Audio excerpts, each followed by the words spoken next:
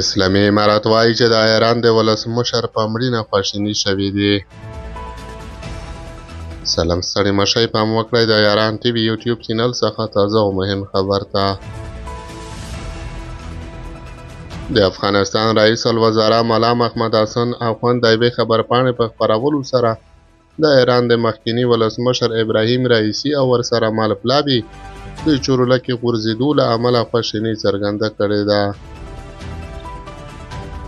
رئیس الوزرا ملا محمد حسن اخوند ویلي چې د افغانستان اسلامي امارات مشران په دې پیښه ژور خواشیني او اغېزمن دي.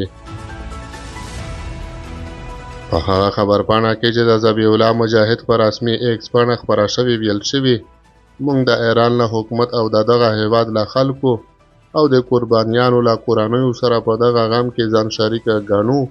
د ایران ملت حکومت ته د تسلیت مراتبت وړاندې کوو.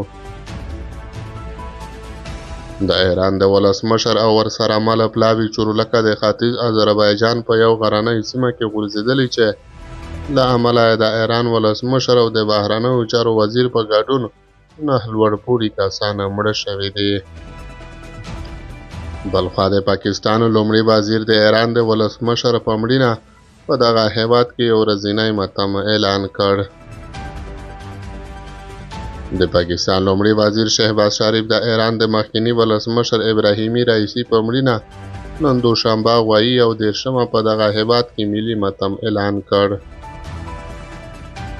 د پاکستان لومړي وزیر ښاغلي شهباز شریف ویلي، د دغه ماتم له امله به د پاکستان بیرغ نیم ځوړند وي. د دې ترڅنګ شهباز شریف زیاته کړې چې په تهران کې به هم د پاکستان په سفارت کې د دغه هیواد بیرغ نیم ځوړند وي. د پاکستان لومړي وزیر شهباز شریف د چورلکې غورځېدو په پیښه کې د ایران مخکني ولسمشر او بهرنیو چارو وزیر په مړینه خواشیني ښودلې او ویلي دي چې هغه د پاکستان ښه دوست و چې یوه میاشت وړاندې پاکستان د کوربهتوب او ویاړ درلود.